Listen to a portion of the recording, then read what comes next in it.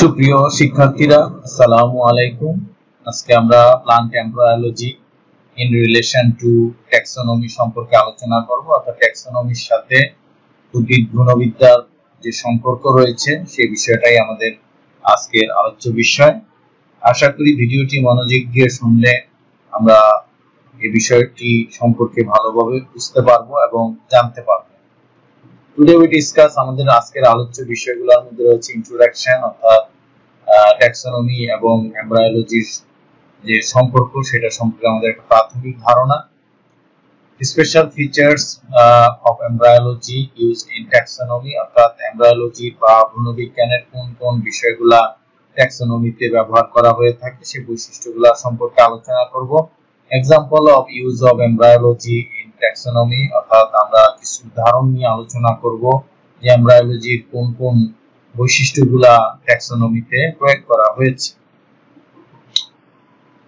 আমাদের প্রাথমিক আলোচনার মধ্যে আমরা জানি যে ক্লাসিফিকেশন যেটা আছে এটা প্রথম দিকে একদম প্রাচীন সময় যেটা ছিল সেটাকে আমরা আর্টিফিশিয়াল ক্লাসিফিকেশন বলে থাকি।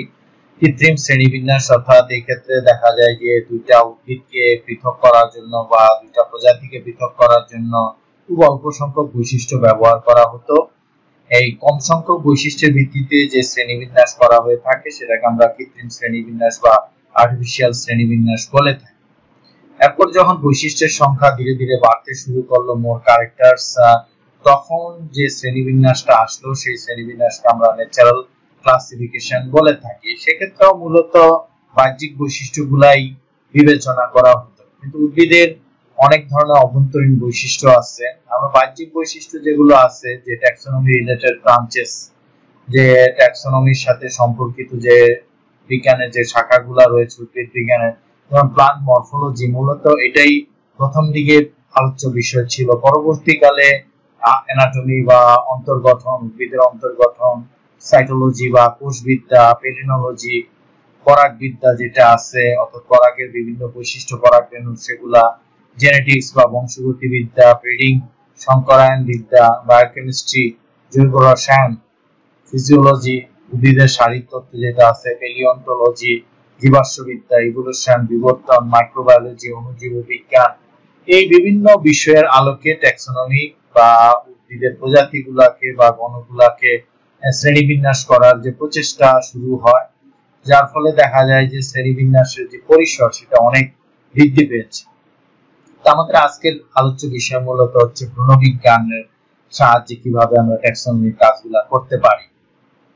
যে ভ্রূণবিজ্ঞানের বা এমব্রায়োলজির যে বৈশিষ্ট্যগুলো ট্যাক্সোনমিতে ব্যবহার করা হয়ে থাকে এ সম্পর্কে পি মাহেশ্বরী 1950 সালে এবং ভজওয়ারি এবং তার যারা সঙ্গী ছিল তারা অনেকগুলো বৈশিষ্ট্য সম্পর্কে আলোচনা করেছিল। যেমন পোলেনসেক পরাগথলি যেটা আছে এটার গঠন, এটার মধ্যে কতগুলা প্রকোষ্ঠ আছে, তারপরে ট্যাপেটাম আছে, এর মধ্যে এন্ডোথিসিয়াম, অ্যান্থেসিস, এই যে বিষয়গুলা, ফুল ফুটা এন্ডোথিসিয়াম একদম বিশেষ ধরনের স্কর যেটা পোলেনসেকের বা পরাগথলির ভিতরের দিকে যে আবরণটা থাকে এটা এন্ডোথিসিয়াম বিশেষভাবে তৈরি হয়ে থাকে। ট্যাপেটাম যে কোষগুলা মূলত পুষ্টি প্রদান করে থাকে পরাগধানীকে বা পরাগরেণুকে, সেগুলোকে আমরা ট্যাপেটাম বলে থাকি। এই বৈশিষ্ট্যগুলোর ভিত্তিতেও শ্রেণীবিন্যাস করা সম্ভব হয়েছে।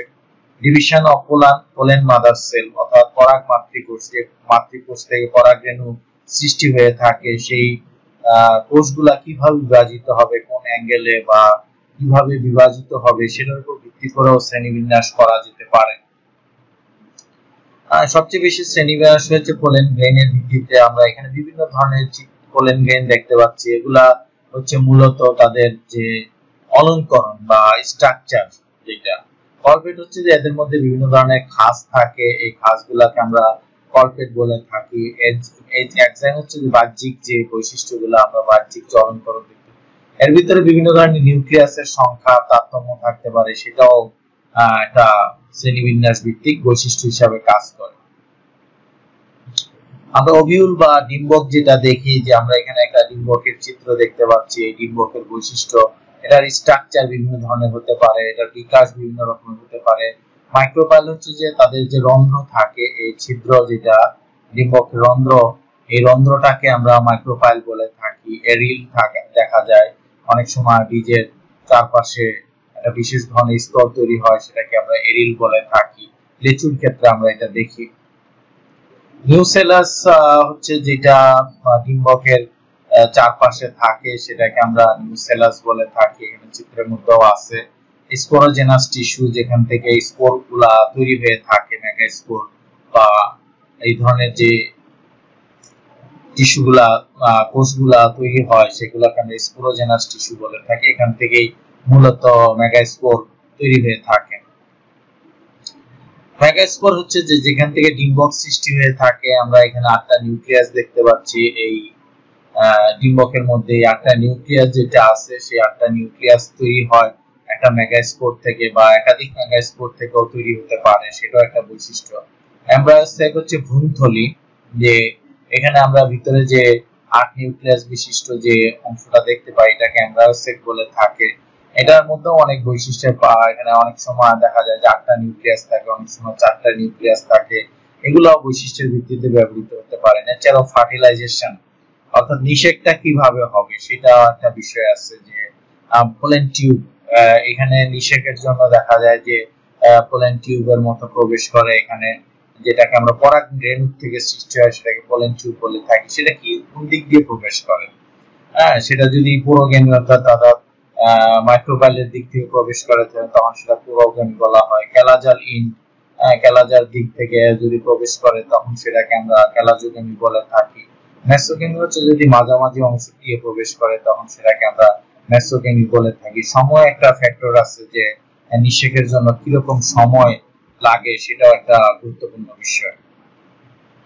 অ্যান্ডোস্পার্ম হচ্ছে শস্য, যে এখানে যে শস্যটা তৈরি হয় একটা বীজের ভিতরে, সেই শস্যটা বিভিন্ন ধরনের হতে পারে। যেমন এখানে যদি অসংখ্য সেল থাকে বা সেল না থাকে, কোষ না থাকে, শুধুমাত্র অসংখ্য নিউক্লিয়াস থাকে, তখন সেটাকে নিউক্লিয়ার বলা হয়ে থাকে। সেলুলার হচ্ছে অসংখ্য কোষ থাকলে। অ্যালোভিয়াল হচ্ছে যে অসংখ্য নিউক্লিয়াসও থাকতে পারে, একাধিক নিউক্লিয়াস থাকতে পারে কোনো কোনো কোষের মধ্যে, আবার কিছু সেলও থাকতে পারে সেগুলো। অস্ট্রেলিয়া হচ্ছে যে পুষ্টি শোষণ করার জন্য এমব্রায়ো বা ভ্রূণগুলা যদি খাদ্য শোষণ করার জন্য বিশেষ অঙ্গ তৈরি করে, সেটাকে আমরা অস্ট্রেলিয়া বলে থাকি। এমব্রায়ো হচ্ছে ভ্রূণ। এই ভ্রূণগুলা কিভাবে সৃষ্টি হবে সেখানে পার্থক্য থাকতে পারে, তাদের সাসপেন্সর থাকতে পারে বা ঝুলন্ত অংশ থাকতে পারে। এগুলো একটা গুরুত্বপূর্ণ বৈশিষ্ট্য। কোটিলেডন হচ্ছে বীজপত্র, যে একটা বীজ থেকে কয়টা বীজপত্র, দ্বিবীজপত্রী যদি হয় সেখানে 2টা বীজপত্র তৈরি হয়। এক বীজপত্রী উদ্ভিদ হলে একটা বীজপত্র তৈরি হয়। সিড কোট, বাহ্যিক যে আবরণ থাকে, সেটা একটা গুরুত্বপূর্ণ বিষয়। এছাড়া কিছু অ্যাবনরমালিটিস বা অস্বাভাবিকতাও আছে, যেমন পার্থেনোজেনেসিস, এটা একটা বিশেষ পদ্ধতিতে বীজ তৈরি হয়। অ্যাডভেন্টিশাস এমব্রায়ো, অর্থাৎ অস্থানিক ভ্রূণ, যেখানে ভ্রূণ থাকার কথা সেখানে না থেকে অন্য কোথাও যদি ভ্রূণ তৈরি হয়, সেটাকে আমরা অ্যাডভেন্টিশাস ভ্রূণ বলে থাকি। পলি এমব্রায়ো নিয়ে যদি একটা ভ্রূণথলির মধ্যে একাধিক ভ্রূণ সৃষ্টি হয়, সেটাকে পলি এমব্রায়োনি বলা হয়ে থাকে। পার্থেনোকার্পি, যে হরমোন বা বিভিন্ন কারণে যদি বীজবিহীন ফল তৈরি হয়, সেটাকে আমরা পার্থেনোকার্পি বলে থাকি। আমরা এখন কিছু এক্সাম্পল আলোচনা করব বা উদাহরণ আলোচনা করব।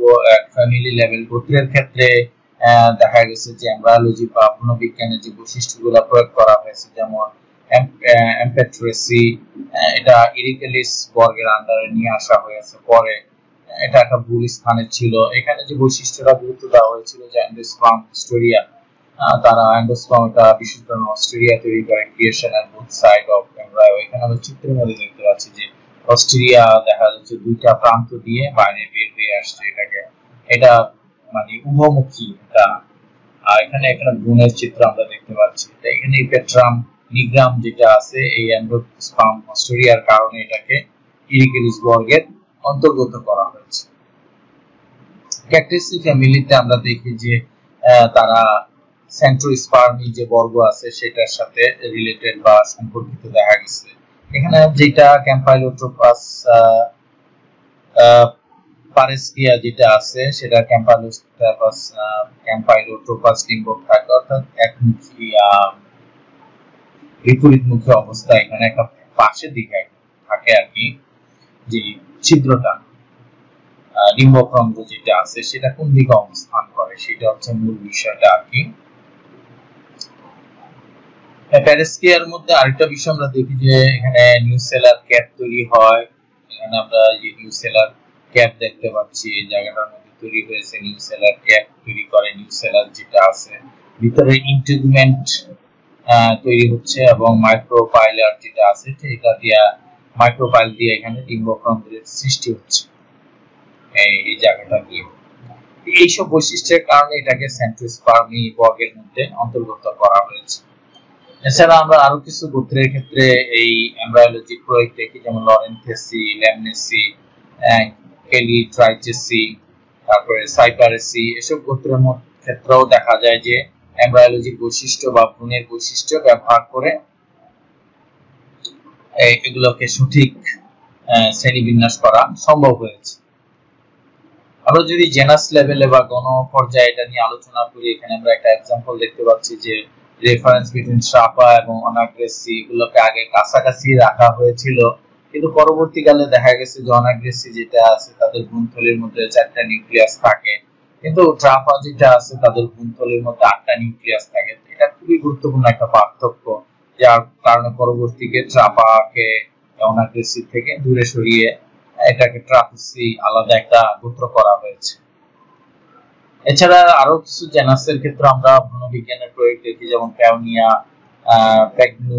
পেগুনাম, এক্সোকার্পাস,